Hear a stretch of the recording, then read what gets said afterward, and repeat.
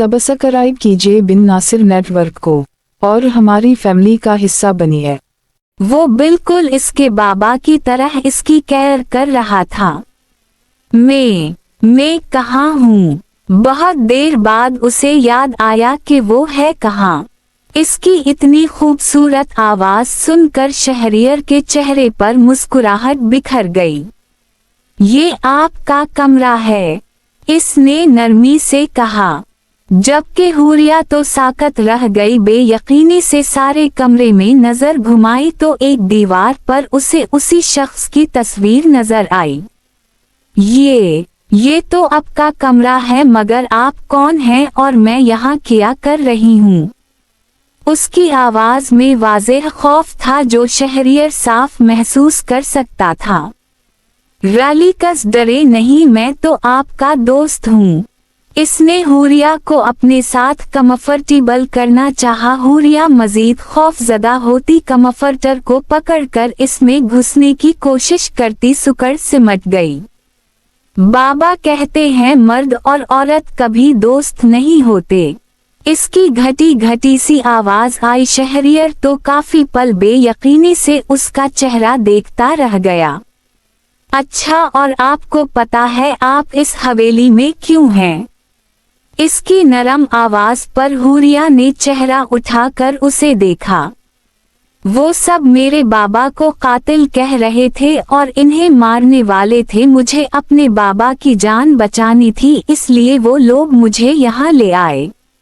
बाप के जिक्र पर आंसू इसकी आंखों से बहते चेहरा भगोने लगे। शहरियर को हकीकी रंज हुआ। और नाम क्या है आपका? इसे याद आया कि उसे तो नाम भी नहीं मालूम था। हुरिया ज़ीशान। उसका नाम सुनकर ना जाने क्यों इसके चेहरे पर मुस्कुराहट बिखर गई। चेहरे की तरह नाम भी बहुत खूबसूरत था। और आपको पता है आपका निकाह किससे किया गया है? हुरिया का सर नफी में हिला। शहरियर हैरान रह गया। क्या मतलब आपने इसे देखा नहीं? हुरी का सर दोबारा नफी में हिला। उसका नाम जानती हैं?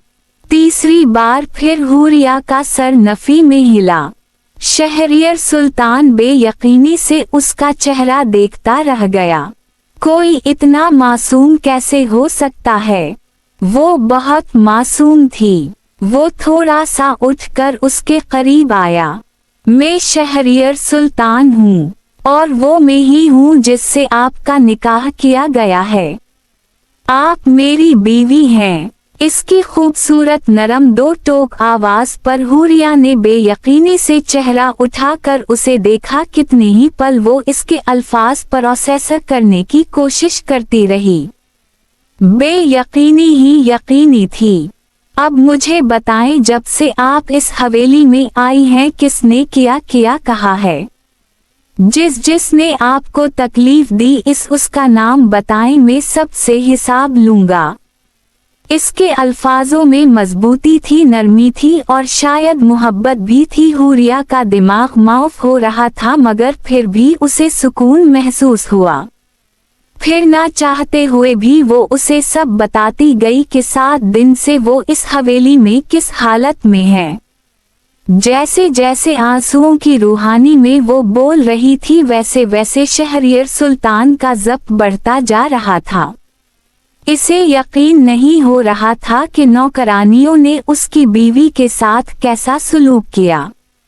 वो सब कुछ बताकर खामोश हो चुकी थी और अपने आंसू साफ कर रही थी। इतने में कमरे के दरवाजे पर दस्तक हुई और सकीना सूप लिए कमरे में दाखिल हुई। जैसे ही हुरिया की नजर मुलाजिमा पर पड़ी, उसे जिस्म से चांद निकलती महसूस हुई। शहरियर ने इसके चेहरे के रंग उड़ते देखे, जैसे वो बहुत ज्यादा खौफजदा हो गई थी। हुरिया की निगाहों की तकब में उसने भी पीछे देखा तो सकीना खड़ी थी।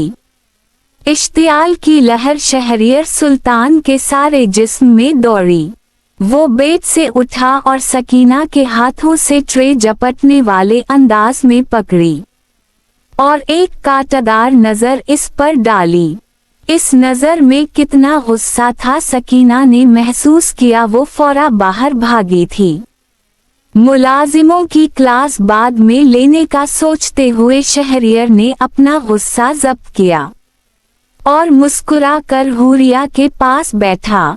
चले बीवी, जल्दी से ये सूप पी ले, इससे आप बहुत जल्दी ठीक हो जाएंगी। इसने ट्रे अपने और हुरिया के दरमियान बेड पर रखी, फिर बावल पकड़कर अपने हाथ में पकड़ा और सूप का चम्मच बढ़कर हुरिया के चेहरे के पास किया। हुरिया की आंखों से एक बार फिर आंसू बन निकले। इसे अपना बाप दोबारा याद आया। वो भी तो हुरिया को ऐसे ही टरेट करता था। क्या हवा, आप रो क्यों रही हैं? कहीं दर्द हो रही है? वो फौरा परेशान हुआ। हुरिया का सर नफी में हिला। बाबा की याद आ गई, वो भी मुझे उसी तरह अपने हाथों से खाना खिलाते थे। क्या मैं उनसे कभी नहीं मिल पाऊंगी? इसने अपनी गीली आवाज में पूछा। शहरियर ने एक गहरी सांस ली।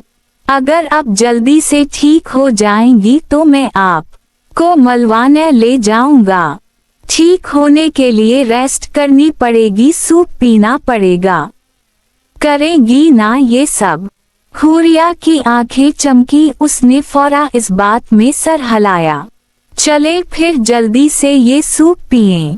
इसने दोबारा चम्मच भरकर हुरिया के चेहरे के पास किया है। उसने मुंह खोला तो वो उसे अपने हाथों से सूप पिलाने लगा।